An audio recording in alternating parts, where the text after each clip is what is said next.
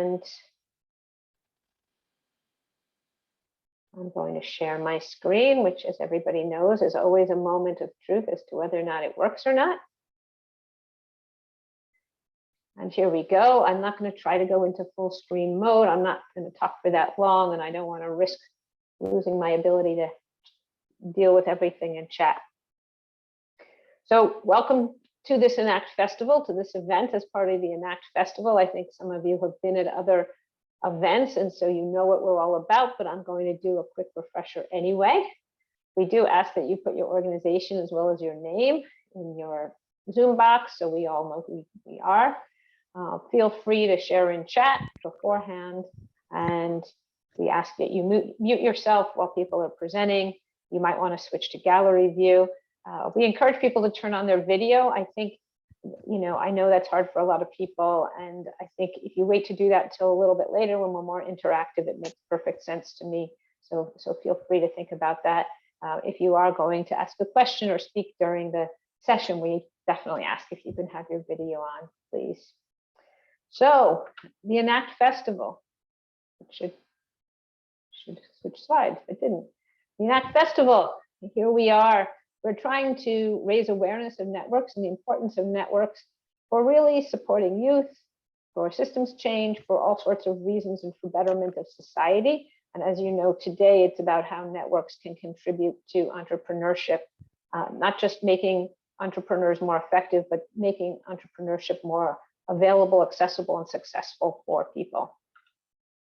So why are we doing this? We at InHive, we are network specialists whose mission is to create a better world for youth, more opportunities for youth, and greater equity in access to opportunities.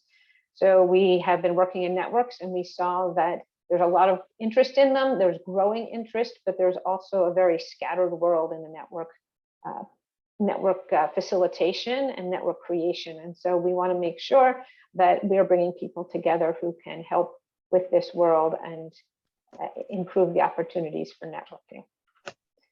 So it's 1 month of online events plus partner events. We hope that anyone who's running an event for their network during the month of May is sharing that through our website and getting amplified voice and being heard because of that.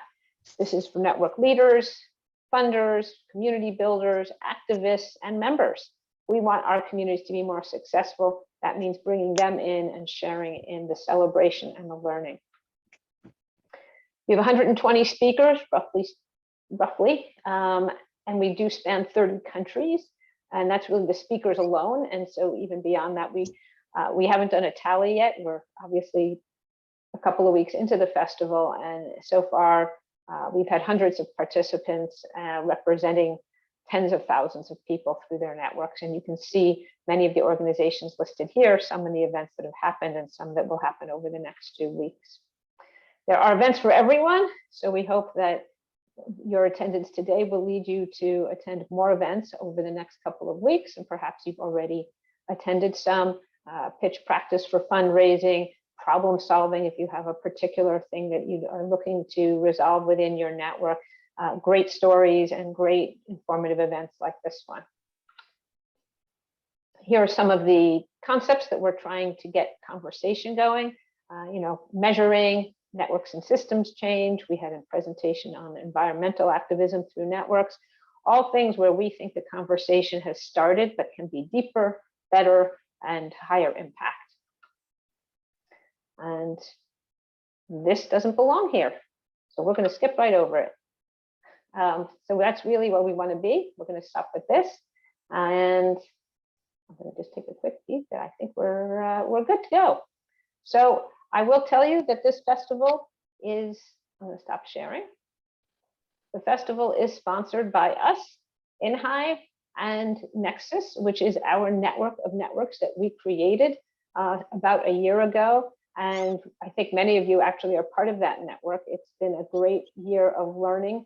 We are now over 100 members of the Nexus network, and you will be hearing more about that in the future, and a number of other organizations. All of this is on our website, of course. So with that, I want to plunge into our topic, which is entrepreneurship and networking. So we have a few big questions that we wanted to address today. I'm going to talk about that ever so briefly, and then I'm going to hand it over to our phenomenal speakers. So the idea is that most people think of entrepreneurship really primarily as an individual activity.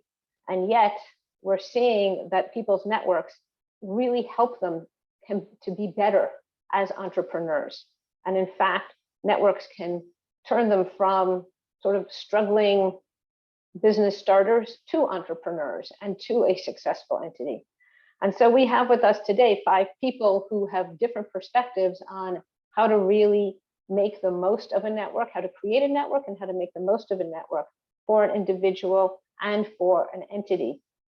And so the big question really is, what is an entrepreneurship network, right? As opposed to another type of network. How do networks support entrepreneurship in a unique way, right? Because it's different. It's not the same as an alumni network or a community serving network. And how do you create an entrepreneurship network for yourself as an entity? Okay, and today we're going to start with Edwin, if we could, and have him talk from his perspective on a bit of the value for network for social enterprises as well as for other types. Thanks, Edwin. Great. Thanks a lot, Kathy. And I think it's been a wonderful platform created by InHive, bringing perspective, stakeholders, and networks like ours together for us to share perspectives, ideas, and what is possible, how we support, develop the entrepreneurial ecosystem, bring on board various stakeholders to ensure that the businesses, the startups, the networks, the entrepreneurs we work with are creating impact, resilient in their operations, and we are seeing them grow and become much more impactful after the issues and challenges of COVID-19, where we've seen the survival rates of businesses declining. My name is Edwin Zu-Codje, and I work with Social Enterprise Ghana. Social Enterprise Ghana happens to be a network of about 860 social enterprises, impact hubs, impact investors, and other ecosystem players here in Ghana. Our mission is to bring on board all these relevant stakeholders to create a strong and a vibrant ecosystem for social enterprises, businesses that are using strategies to address social, environmental, and economic challenges in emerging economies like ours, so that the businesses not only make money or profit, but in a general way are creating impact and are creating value for society.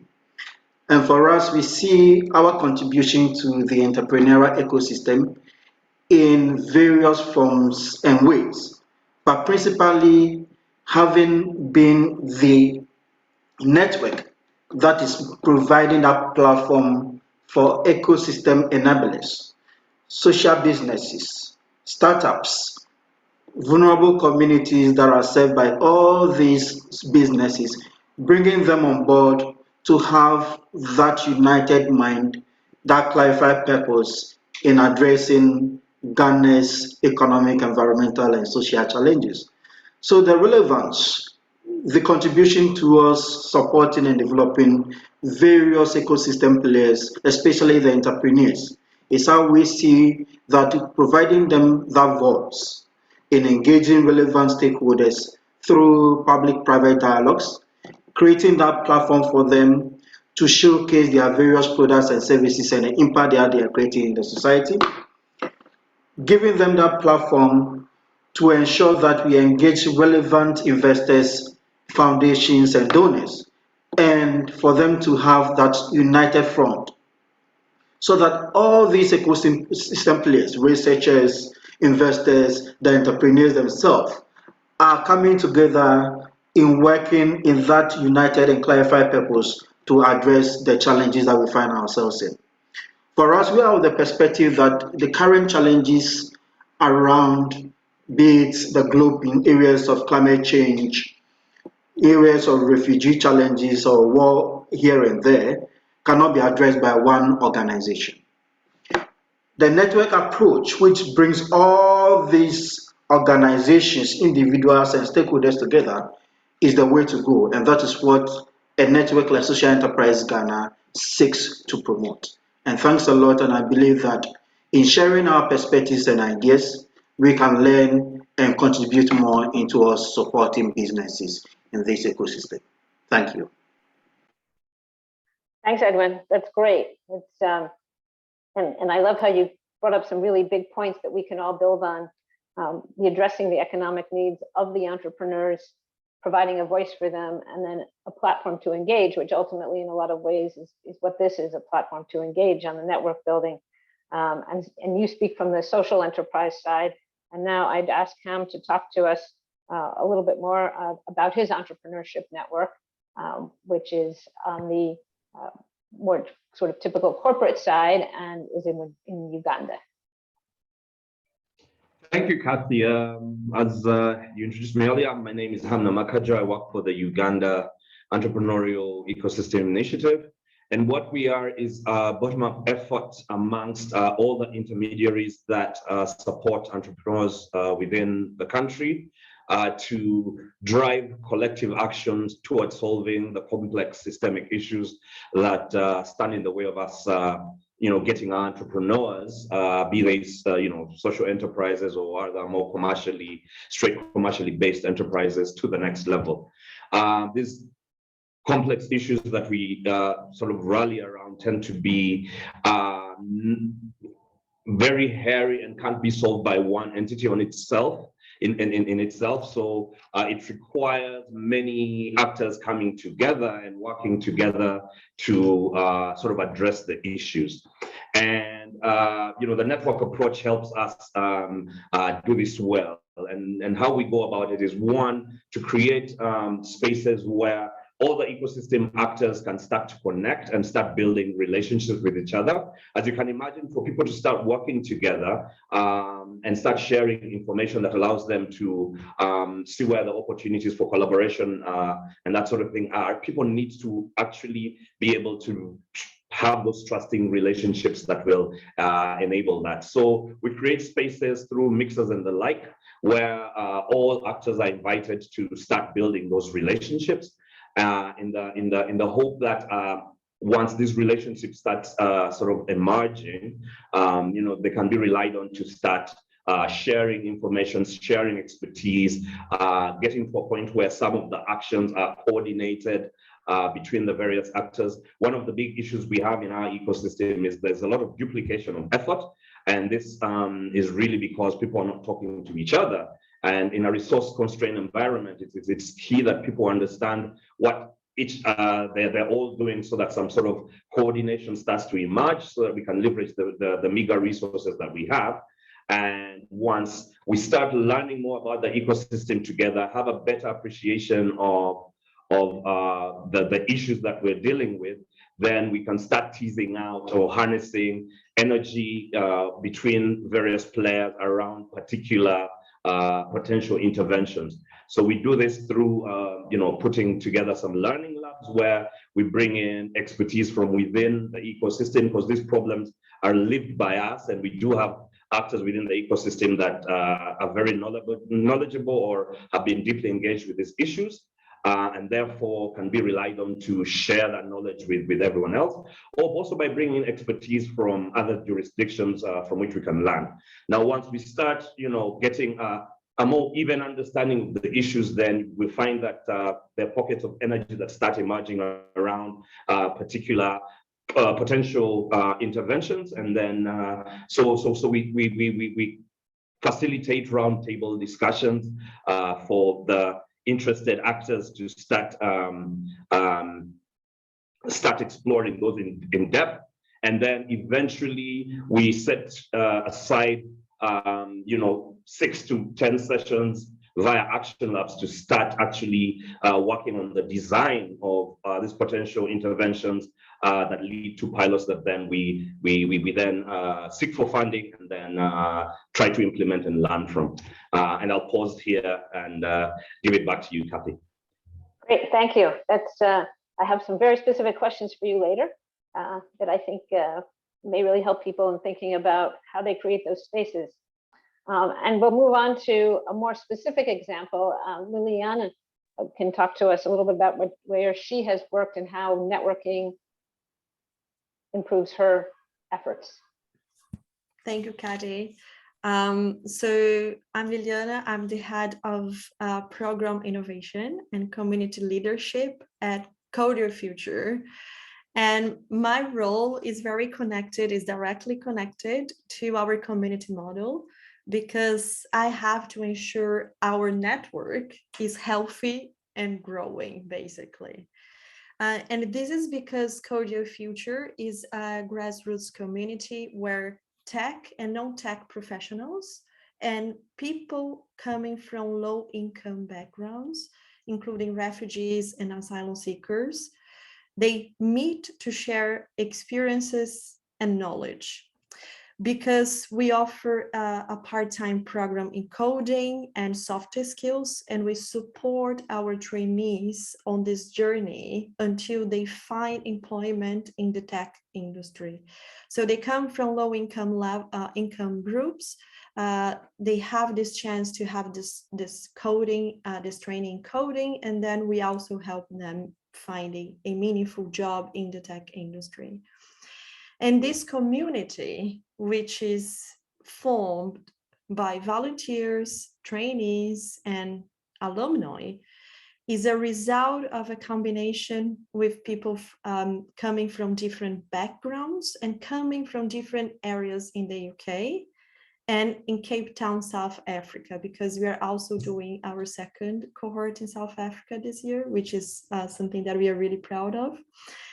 So this huge network is our big asset. And this is because we are not a traditional boot camp, a traditional coding boot camp. We are a network with full of role models, people who have been through challenging situations in life, and they have joined this community to learn and to start a new career. And also later on, they act as role models for new groups joining the same community, because the technical support of a network is a very straightforward benefit. However, the inspirational one is sometimes understated. So the value of having a diverse network for us is that more and more people, regardless of their cultural backgrounds, of their religion, where they are coming from, they can relate to us, they can relate to this group of people, and they believe they can do it. Just to give you an example, most of people who join Code Future, they have never coded before in their lives before getting to this training. However, when they see people who had the similar experiences in life as them doing it, they also start to believe this is possible, and then they go for it, and they really go for it because they feel motivated.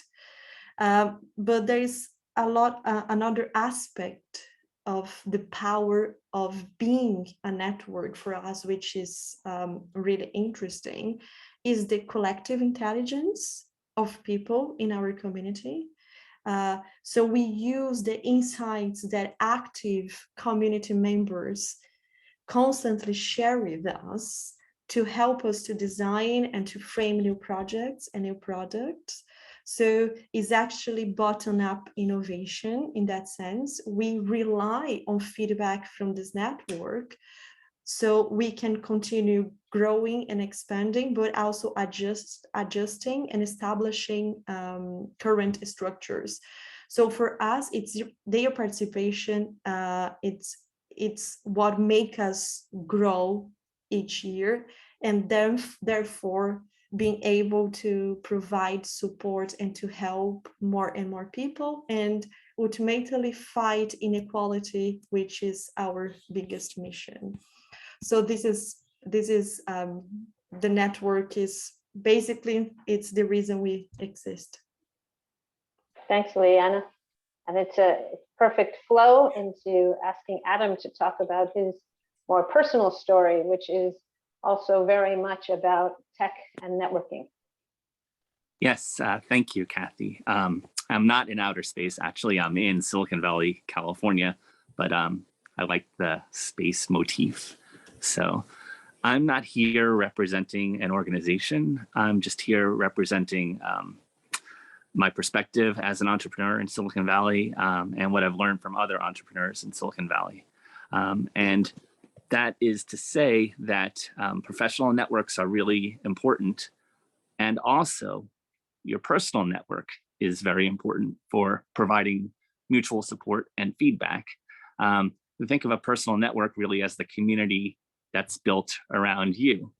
And if I had one takeaway from this session that I wanted to give people, it's that when you are networking and building a personal network, you're not just there to take, you're also there to give. And in fact, you can lead with giving. Because when I meet entrepreneurs who are new in Silicon Valley, who are learning how to network for the first time, the two things that I hear the most is that, well, number one, they're worried that if they network, people will think they're a taker. And number two, they don't really know how to give or what the right way to give is, or they even think that they don't have anything to give. And my point to them is that, well, everybody's got something to give. When you don't know what to give, you can give your attention and your curiosity. You can listen and give feedback. And it turns out that just listening and letting the other person, practice their pitch or explain a problem they have, that is giving. That especially for entrepreneurs in the early stages, attention and feedback are really important.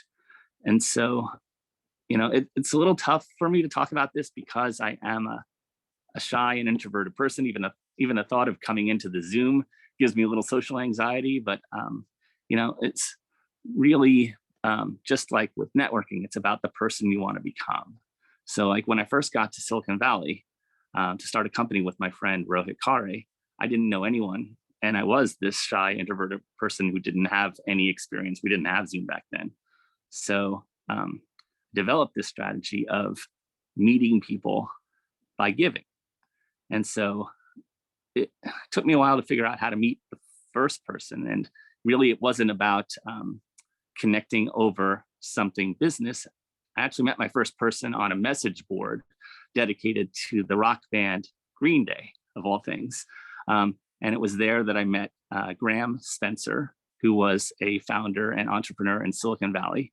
And we talked about our mutual love of different music.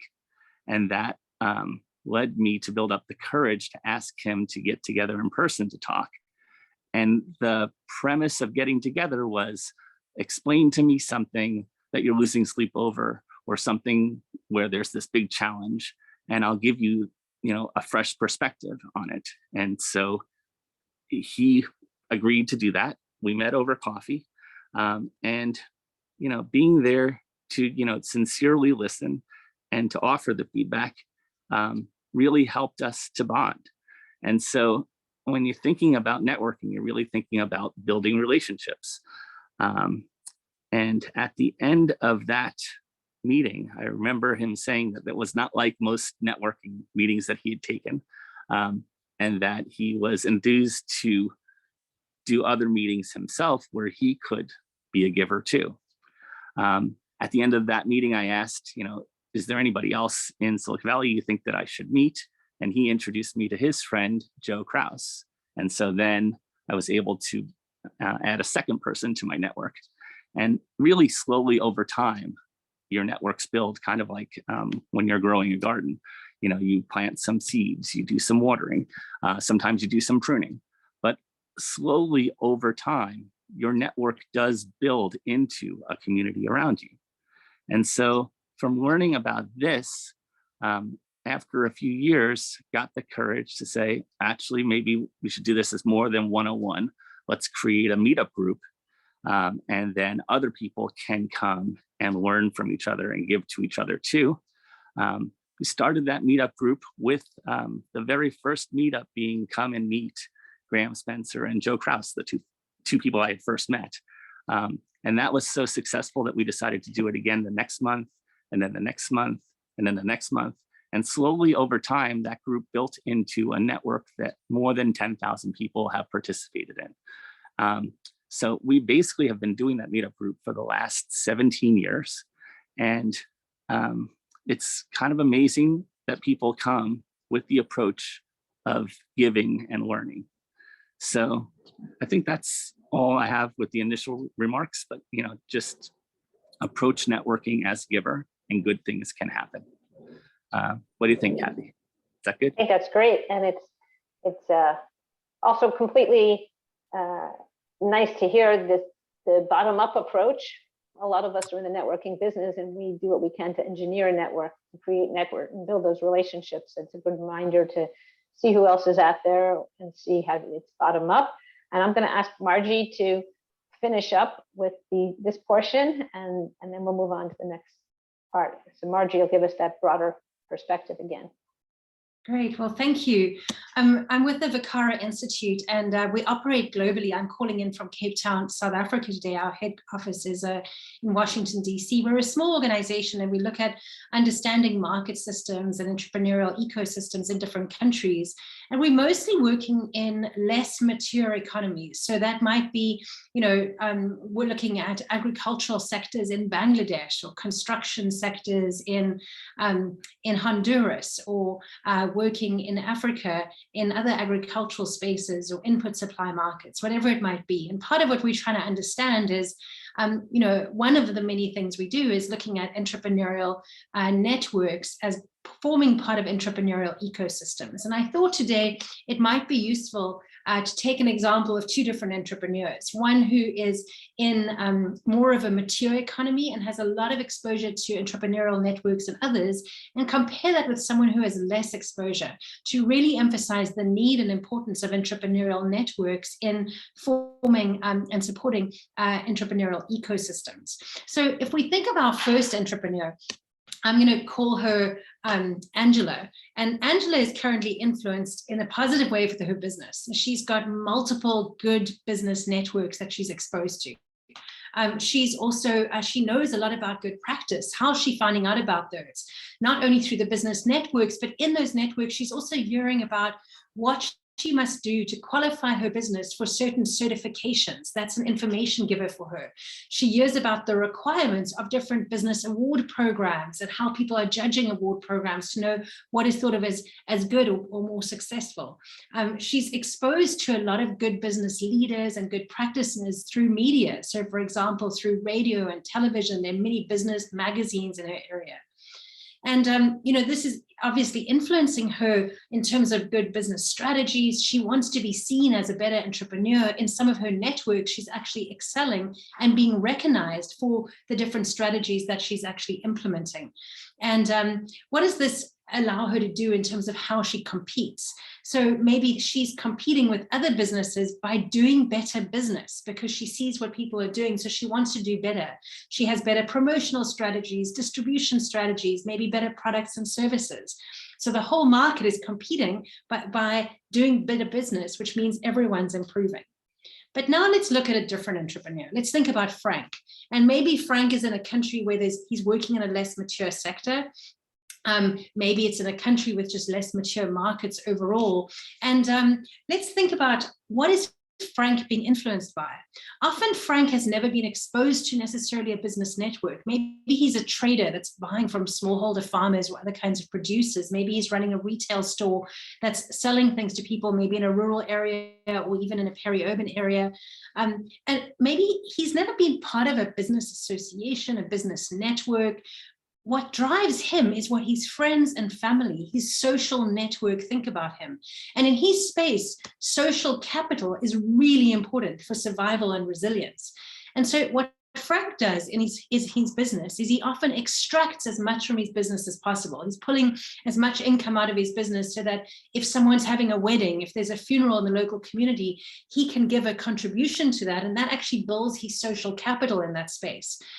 So the way that he's judged by the community members is what he takes from his business to give into the community, rather than necessarily keeping it within a business and growing that business.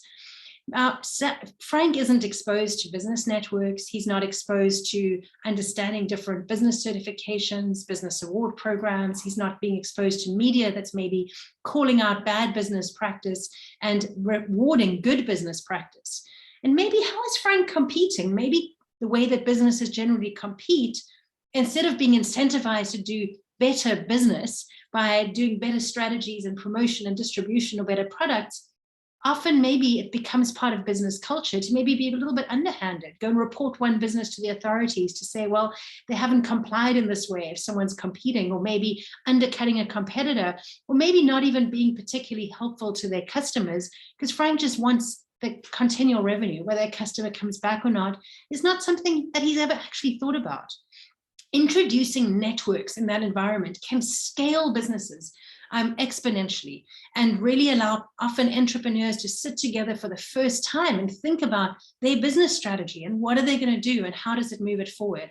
And we've seen incredible results putting entrepreneurs into either networks of people that do similar functions within the market system they're working. Maybe they're all playing a similar type of role in different areas, whatever it might be. Or in other networks where people are playing different functions, but within the same sector. They're either suppliers or buyers to each other, or working in similar supply chains, or whatever it might Margie. be. So maybe I'll stop there and just sort of reinforce how networks really have a key role in building up entrepreneurial ecosystems. I love the enthusiasm. Thank you, Margie. And a great place to sort of bring this first part of the program to a close. And so now we have a chance for everybody to respond to each other, and also we'll post the big questions in the chat again, and anyone who wants from the group who wants to ask a question, by all means, we're encouraging you to use the chat, but if you have a long question or need to explain something, happy to bring you on to actually speak. And I would sort of start with, it seems to me, I was actually going to ask, I think it was Ham, about, he mentioned creating spaces, and what kinds of spaces does he create? Are they sort of within a group, or are they across groups? And Margie just started to bring in that concept as well, of the different types of groups to create. And I'll also even pull in Adam a little bit, because in listening to Adam, I say to myself, he's a perfect reminder of, we have to also reach out to bring people into these spaces. And how does everybody reach out to bring people from different backgrounds, and some who might be a little shy or introverted, or don't otherwise have access or know that network is there? How do we bring them in? So many topics to discuss, but Ham, go ahead. And feel free to unmute, all you great speakers who were very appreciative of your sharing today, so you can have whatever conversation you like. I'm only going to jump in again if you don't have a question for each other. So thanks, Kathy. I think the question was around how do we create these spaces? And really, as you can imagine, we're an open network. What we've done is to basically have very many touch points where people can first of all learn about the network, and then also create actual events where people can meet. In terms of people learning about what it is we do and what we're trying to achieve, we do have a fairly strong communications program, and through this we run a podcast called Ground Up. And on this podcast, we bring in entrepreneurs, shed a spotlight on them, what their journey has been through from when they thought about whatever problem it was they're trying to solve, to now that they have navigated all sorts of challenges, for other people sort of to learn about that journey and how they could navigate things. So we shed a spotlight on entrepreneurs. We also bring in the actors, that's the organizations that support them, and also talk about their journey. Why do they think it's important to support these entrepreneurs? What are the issues that stand in their own way in supporting those particular entrepreneurs, and how we can start chipping away? So the podcast helps us reach out and have touch points for people to find about us. And then this we follow with fairly regular convening, some being mixers. And mixers are really loose networking events where we might have maybe just one speaker come share about one particular topic, but the rest of it is for people to just meet. And then there'll be things like learning labs where it's more heavy on content, but then we also design the events, be them virtual or in person, in a way that we create space for people to start meetings. So yeah, that's I think sort of that sheds a light on how we go about it. And I'll give it back to you, Kathy. Thanks. Anybody else want to say something? I know I had to cut you off a little, Margie, on where you see the sweet spot of creating, as I think Lillian mentioned in the chat, interest groups. You know, do you see interest groups emerging more within, you know, within one type of business, or is it really that people are trying to use the network to cross to other areas and find a shared interest? I think it's a really interesting question to think about. Who forms networks and what are they affiliated to? I don't think there's a perfect answer here, but some of the examples that we've been exploring are networks that are formed by university entities or technical training colleges, so that there's some kind of affiliation to an academic space, which actually draws people in. Sometimes the lecturers and others can actually be speakers, so they can be part of sort of this peer learning space, but you are bringing expertise in. So that's been really useful. There's also connecting networks to private sector who want to be affiliated to knowing business. So whether you're getting almost sponsorship or hosting by banks in a sector, banks are always looking at connecting with entrepreneurs and want to be affiliated with entrepreneurial networks. Mobile phone companies, another one that often wants to be affiliated. So there's that piece. And the last example that I'll mention is looking at supply chain networks in a country. So how can a larger business that is purchasing from smaller businesses down the way have an interest in actually bringing people that are part of their network into business and learning networks at different levels within that chain, and maybe up and down the chain, so that it's affiliated, supported by bigger businesses who are advocating for that network for and particular learning and information flow that's happening, but also simply for that support network to happen between peers in that space. Great. I don't need to be in between all this, although I would say I see Kamini asked a question that I think actually may be perfect for Edwin to address, because it's a bit about that crossing over, and it seems like the rural and so on. And so you have a little bit of where's the social entrepreneur piece in this. But please, anybody respond, because I suspect Adam and Liliana could both say something in response to what Margie just said. Some little reflections on the social enterprises, the impact of COVID-19 on some of the vulnerable communities that they serve.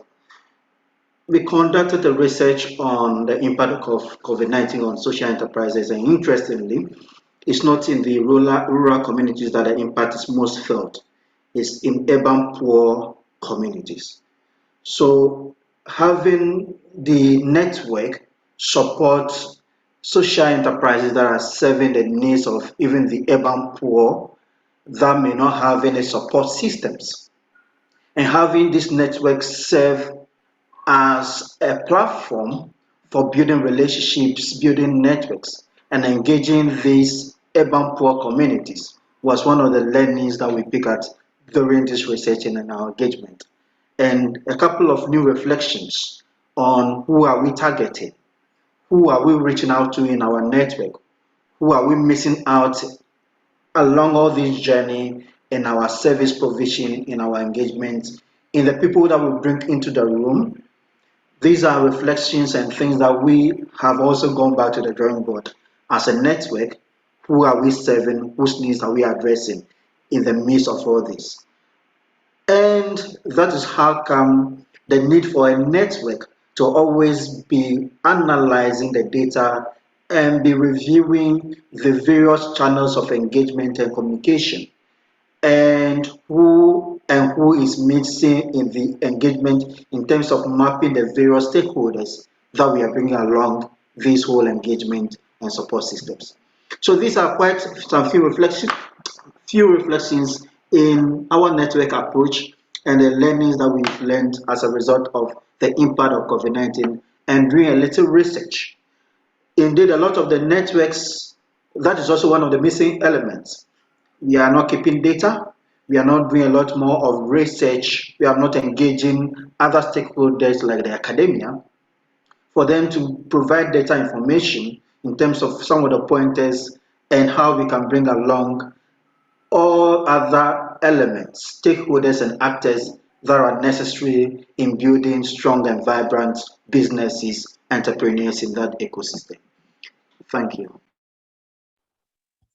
And for me, just continuing on the engagement side, one of the most important aspects for us is the word of mouth of our network. Is making sure so that our network is growing, but is also growing in an organically way, that our network members consider our network healthy and vibrant enough to be shared outside. So they invite their own network to join our network. But this can be a challenge, as Edwin was saying. The engagement should be high, and how we measure engagement should be efficient as well.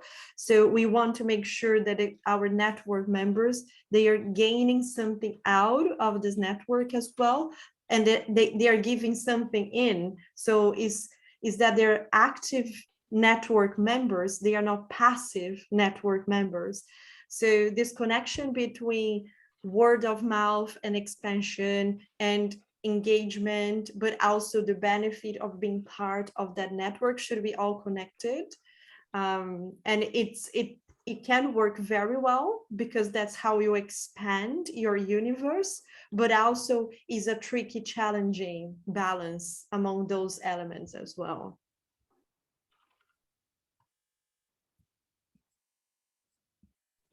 So I can add something to that, I think. A lot of the challenge is bringing a new person into the network, right? Because that person doesn't have a strong tie to the network at first.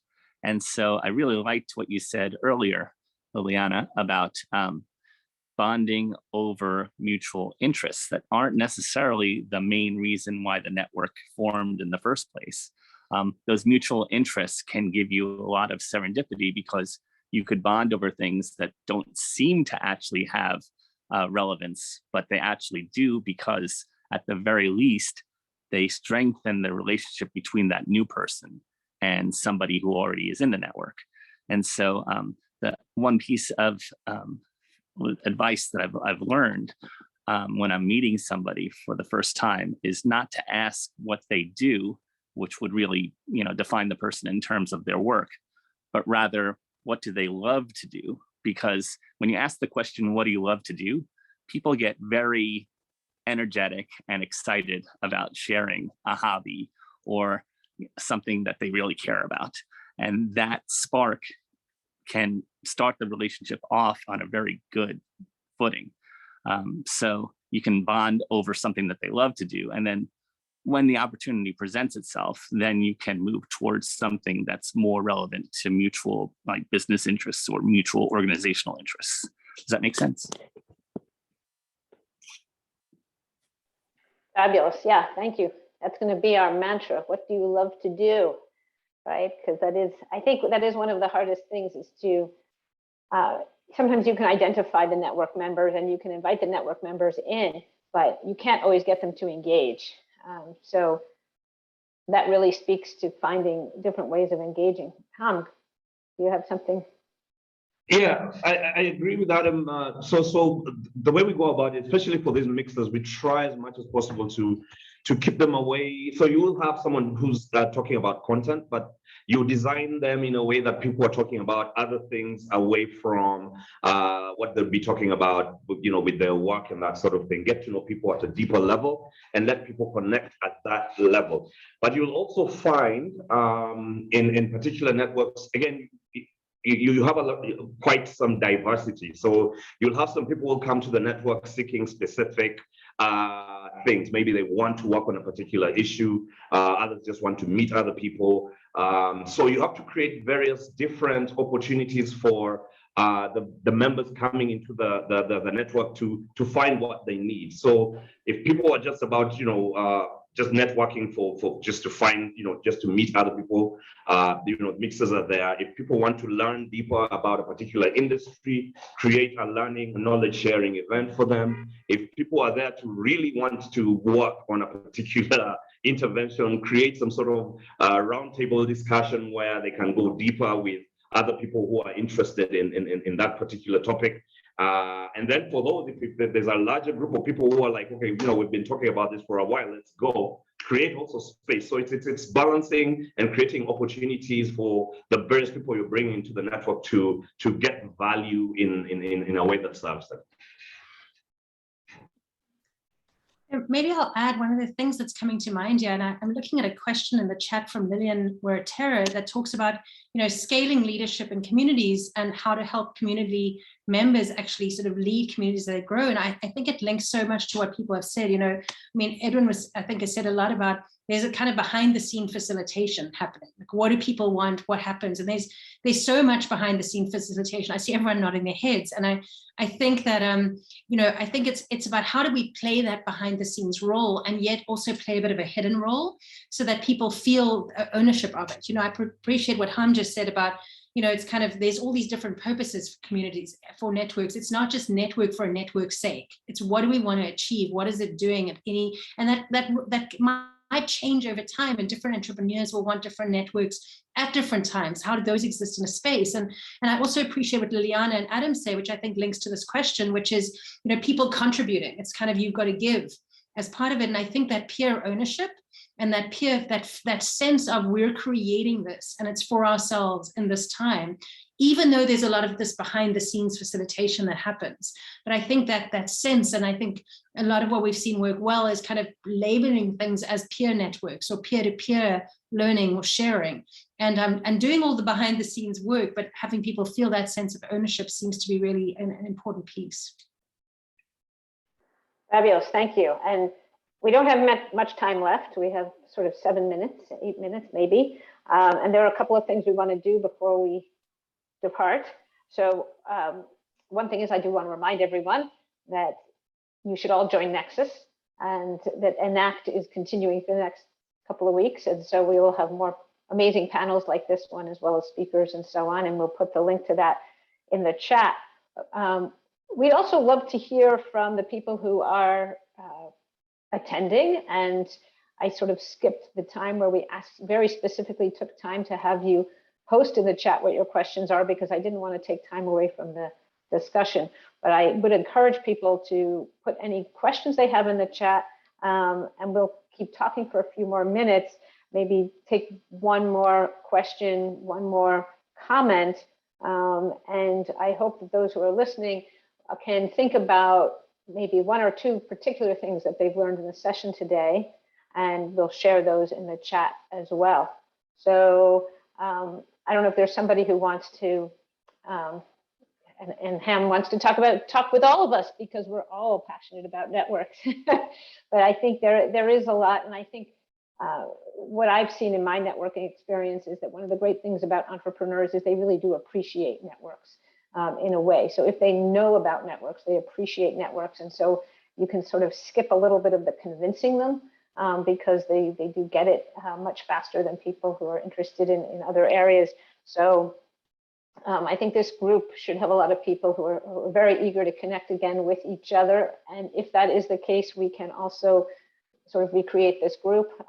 Nexus does have clusters. I actually don't know if we have an entrepreneurship cluster, but we can certainly create one based on this very dynamic discussion, so that we can continue to bridge the world with this topic.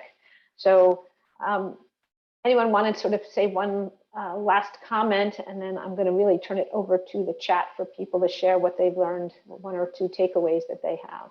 Adam, first off. Yeah, it's interesting. The whole discussion reminded me of a concept called latent ties. And that is the concept that no connection is ever fully lost. They just get a little weaker with time. But I've had it be the case that somebody that I hadn't talked to in years, I was able to reconnect with, and they became a much stronger tie the next time around. And so in this whole concept of growing of networks, often somebody who looks like they're no longer part of it can be re-engaged with and can become a strong part of that network. And I think it's important to think about that too, not just introducing new members, but reconnecting with members who may have drifted a little. So that was what I was going to tell people, is encourage them to look to their latent ties as well. That's great. You know, thanks very much to all of you for giving your time and your thoughtful presentations and responses. It's really, I learned a few things, and I consider myself reasonably well versed in networks, so it was great to hear. I had talked to Adam most extensively before, so I know something about him, but really learned from everybody. And I love the latent ties concept because, yeah, it is remembering we already, you know, Nexus has 100 members already, and some of those people were very active the first few months, and you know, and people come and people go, and we need to keep them coming through the system because they've learned and they have new things to contribute. So feel free. I've also heard of them called dormant ties because your connection isn't lost. It's just kind of hibernating, you know? And so you can re-engage with people that you haven't seen or talked to in years. That's not only good, they usually appreciate hearing from you. And I think the other point is also that it's not always the right time. People enter your network and you have that immediate engagement, and then it becomes dormant, but that's not because anything went wrong, right? It's just, it's not the right moment. And if you come back 6 months later or 6 years later, that might be the time that the relationship really can blossom, or that the network really makes sense for them to engage in that way. So there's a lot to be said that way, to think about that as well. I think sometimes we expect everybody to be actively engaged all the time, and everybody has other things going on in their lives. So we have to make sure that it's relevant for them, but also we give them space to be doing other things and thinking about other things, and then to come back and not make it hard for them to come back or re-engage. So I would ask people, including our speakers, if you can share 1 or 2 thoughts of what you learned or what you will do in the next 3 to 6 months because of something you heard today. Will you re-engage with somebody based on Adam's, you know, very reasonable concept of latent ties? Is there someone that sparks an idea? Is it something that you'll create an interest group based on some of the earlier discussion? Is it thinking about your network in a different way because of the idea that, you know, how COVID affected it based on what Edwin said? So if you have, oh yes, and there's Give and Take by Adam Grant. Adam Grant does some great thinking about networks and how to approach networks. So please share how you might do something a little different in the next week, month, year, based on what you heard today. We really appreciate hearing that we've had impact with this presentation. And that's it. Thanks very much for attending and being with us. And we'll keep this open for a couple more minutes so people can stay, and hope to see you at a Nexus event or another Enact event in the next few weeks. Great. Thanks a lot for the opportunity.